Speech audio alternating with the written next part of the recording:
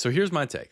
After about a year where the Sapphire Preferred was falling down the rankings of the best beginner travel cards you could get, this card is back on top. But it's not all good things. With the world of Hyatt Changes, there's a different strategy most people need to take now. And just because this card may now be the best travel credit card for beginners for most people, depending on what you care about and how you spend, that is not true for everyone. So in this video, we're going to focus on three things. Exactly how bad the Hyatt devaluation was, and how to know if it's worth it to transfer points from Chase to Hyatt now in 2026. Second, we're going to look at this card compared to its peers. Which one should you get? And even though I think this is the best, how to decide for yourself. And finally, the four shifts in strategy you have to be thinking about now that Chase has made another set of moves, this time around the Sapphire Preferred. Let's dive right on in.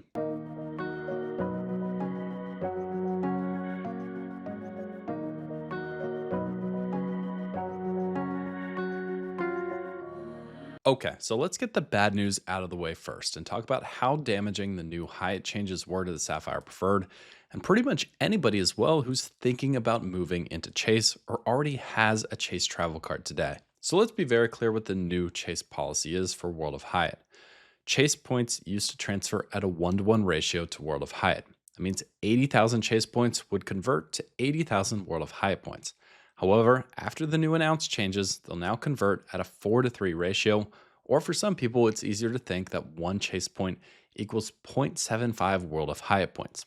If you're a new Chase Sapphire Preferred card holder, that means you're about to apply for it maybe after this video, that's going to happen immediately. But if you currently hold the Sapphire Preferred, like myself and so many other people out there, those changes will take place beginning on October 1st. To show you the impact of these changes, using that 80,000 point transfer example, well, in the new policy at the 4-to-3 ratio, 80,000 Chase points becomes 60,000 World of Hyatt points now. And you might be wondering why this is such a big deal.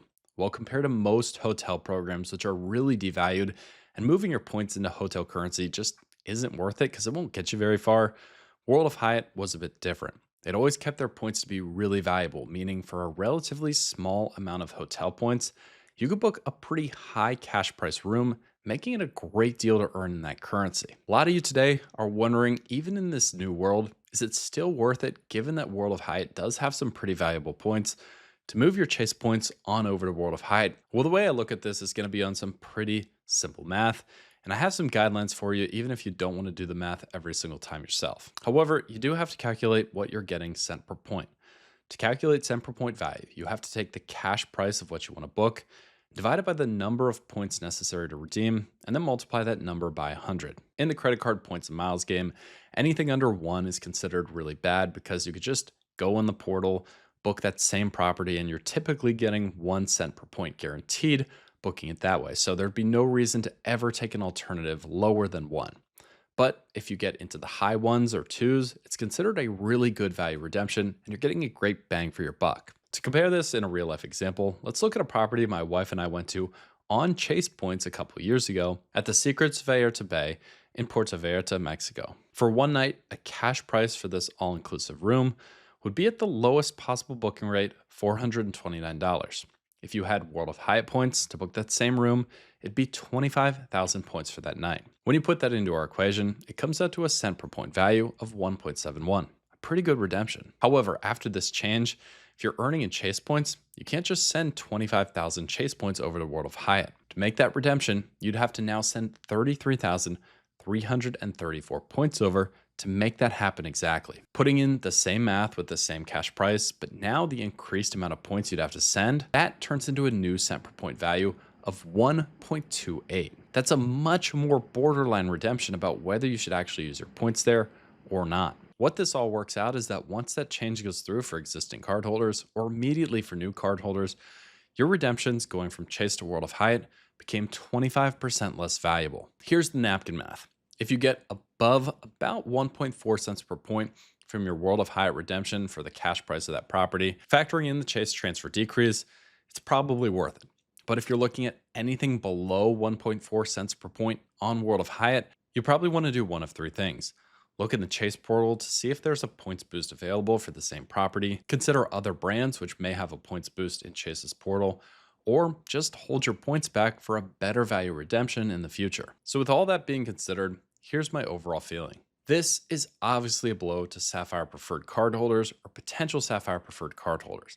However, you still have a few options to earn and redeem Hyatt points at a good value. You could spring for the Chase Sapphire Reserve. It's an expensive card, but if you have enough points, it may be worth it to make that transfer at a 1-to-1 ratio. You also might consider opening one of the 3 built cards. That issuer still transfers at a 1-to-1 ratio and earns valuable currency there, even if you don't want to redeem just for Hyatt. And then finally, there is already a World of Hyatt card and a World of Hyatt business card if you want to earn a sign-up bonus or specific points for World of Hyatt. There's also been rumors of a premium World of Hyatt card coming later this year. If that happens, it'll probably be a really interesting card with benefits to break down and potentially an incredible sign-up bonus as well. This is a big blow, but I don't consider it a crushing blow because you're not locked out. You just have to look for other ways that you'd want to earn in that good currency and consider if it's worth it for you. Now, those were the bad changes. And the rest of the video, though, is going to be mostly positive in how I feel about the card now and how it compares to others in its category, and the 4 strategic shifts with Chase you really have to be looking at right here and right now. However, before I share how the Sapphire Preferred stacks up, what's going to help you no matter what cards you have in your wallet is Max Rewards. And that's our sponsor for today's video. When I talk about Max Rewards and say that they're adding truly, it feels like every single feature that is valuable to somebody who cares about credit card points and travel rewards. I think they basically have almost everything you could think of. All the way from earnings through redemptions, they have you covered. First of all, using their best card tool, you can make sure you're earning the most rewards for your purchases. Whether it's from the geolocator, which just tracks automatically where you are, and what card to use for the surrounding merchants, or you specifically sort by category and just use that to check what card works best in the category you're purchasing, you're going to be getting the most out of the cards you own. My favorite section personally is the wallet summary page though. I've got the cards that I own all in one spot plus their balances, but maybe most fun, the rewards I've earned and what they're worth on every single card. And finally, there's tons of value to be found in the offers section too. You could sort by the highest available offers now, with some even being worth 100% of the value of the cost of one of those items or services that you just might want to check out. So if you want to try Max Rewards for yourself and get 25% off of the subscription cost, make sure to scan the QR code on your screen now and use code GUARANTEE when you sign up. That'll get you 3 free gold credits. Again, good for that 25% discount. Now let's get back into the content. And this is how the Sapphire Preferred stacks up today with the changes that they recently made against all the other options you may be considering. First, I think it's important to look at the annual fees. It's a real indicator what cards really want you to sign up for them when you just go by annual fee level. When I compare the Chase Sapphire Preferred, the Strata Premier, to the Capital One Venture Rewards, and the Wells Fargo Autograph Journey, so probably the same cards you're thinking about potentially getting too, or seeing if one of those are the right fit for your wallet. At $95 each, they're all very achievable, and that annual fee is not going to be too intimidating, but we still want to make the best choice for ourselves. How I look at that personally is ranking their point multipliers against each other for whenever I'm spending, how much am I going to get back for spend that matters? And also what those big benefits are. And Chase made 2 big moves in each of these 2 categories. First, on point multipliers, Chase brought in 3x on gas and EV charging. Makes the card a lot more modern. And I will say, with the City Custom Cash suddenly going dark, this could be a decent gas card, especially if you value Chase points. Chase also added potentially a big value category for some people and a category that others will never use, but that's 3x on vacation homes. In addition, their other earnings categories stayed the same. So where do I rank the Sapphire Preferred? For me, in these 4 cards, the Wells Fargo Autograph Journey has the worst points multipliers of the group. Still, despite these new changes, the Sapphire Preferred comes in 3rd. However, it's really close to the top 2. I slightly value the structure of the Capital One Venture Rewards card a little bit more than Chase just because of that 2x guaranteed miles you get on the card and how much spending people do in that everything else category. To me, that really matters, and if you're holding the card for a long time, you want to be earning those 2x baseline miles. However, I still have the City Strata Premier as the best card for multipliers, at least for this beginner travel credit card lineup. That's because their top-end travel is really good, but they have that ridiculous combination of 3x on groceries, restaurants, and gas. People spend so much in those, and those city points really add up easily. However, that's just one half of the story. When we look at benefits, this can make even a bigger difference than the point multipliers. The Sapphire Preferred made two big changes. First of all, they added a $120 TSA PreCheck and global entry credit.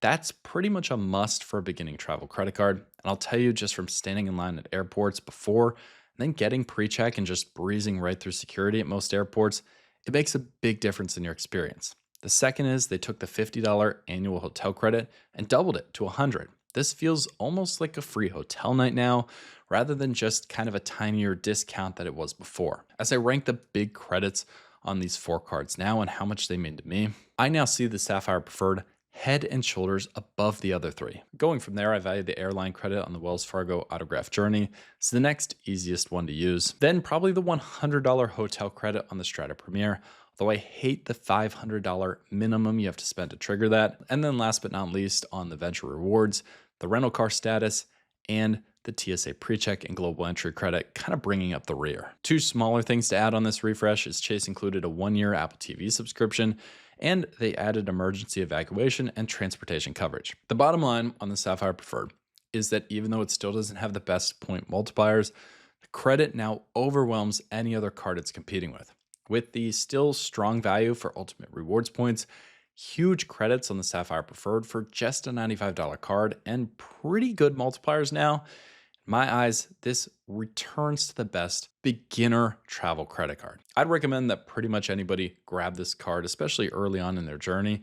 And even if you're advanced in your journey and don't have it yet, that 100,000 point offer available with the refresh is going to be too much value for anybody to pass up, even if you just get it for a year. Considering all these changes, what strategy moves do you need to keep at the top of your mind when it relates to Chase? Because these have ripple effects up and down the lineup of Chase cards. First, I'd say that this cements Chase as even more of an issuer that should be one of your earliest stops in the credit card game. The best benefits Chase offers are massive sign-up bonuses and low annual fees. Sapphire Reserve aside, we'll talk about that in a second. Those characteristics are great for people just starting off and getting into using credit cards for travel rewards. You can roll through the Chase trifecta for a good beginner setup, and then go through the Ink cards if you have a business that would work for that to get a ton of points in your first few years in the game. My next big takeaway from where Chase is at today is that Chase becomes even easier to recommend to pretty much any beginner, but probably even harder to recommend for experienced credit card veterans. The big problem that Chase has for credit card veterans is earning only 1.5x in the Chase trifecta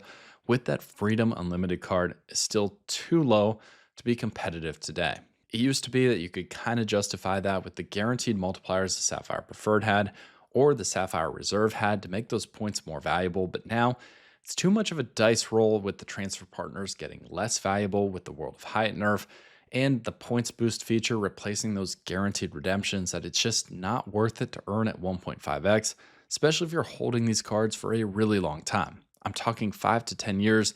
That'll start to work against you in the long run. However, for new users, like I said, it doesn't make as big of a difference if you're just taking a pit stop with Chase and then moving on to different issuers and better cards later on in your journey. Additionally, a lot of people are saying these changes were meant to prop up the Sapphire Reserve. But to me, none of this saves the Sapphire Reserve. I agree. Chase has been trying to save the Sapphire Reserve since that disaster launch in the summer of 2025 with the big refresh. The big problem with the Sapphire Reserve hasn't changed. The core credits of the card are too difficult to get good value from for that high annual fee, at least if you're thinking about holding it long term. Keeping that pure 1-to-1 transfer rate for the World of Hyatt program with the Sapphire Reserve and taking it away from the Sapphire Preferred, I don't think that's going to move too many people from the Preferred card to the Reserve. For that to work, you need to have a ton of Chase points to make the numbers work, and you'd also have to want to move almost all those Chase points over to World of Hyatt. The napkin math says that unless you're in excess of 200,000 Chase points that you want to send to Hyatt, it's still probably not worth going to the Sapphire Reserve just to make that transfer. For some people, they will make that upgrade and do the transfer, but for most, they're not in that situation where they have that many points sitting ready to move to World of Hyatt. Finally, my last strategy takeaway that I'm taking action on in the next couple weeks is moving a big pool of Chase points over to Hyatt before the October 1st deadline takes place and these changes for existing cardholders like myself go into effect. I'm a person who knows I'll use World of Hyatt redemptions, and whether it's for all-inclusives or their cheaper hotels, I still see a lot of value in the program. I know I'll use them one day. And if I make that move before October 1st, I guarantee myself 25% more value. It's a plan I'd seriously recommend you considering for yourself. But again, you have to do what works for your situation. And it's always a bit risky, never knowing what will happen with those World of Hyatt points and World of Hyatt redemptions, especially once you've moved and locked currency into that program. Now, if I see any more moves developing, I'll keep you updated right here on the channel. And if you think the Sapphire Preferred is worth applying and adding to your setup, especially during this rare bonus period, using the link below in my description will help you get that offer, and it really supports the work I do to keep educational credit card content coming here in these videos. Thanks so much for watching, and if you're interested in more Chase stuff, check out the 2 videos to watch next right there on the screen.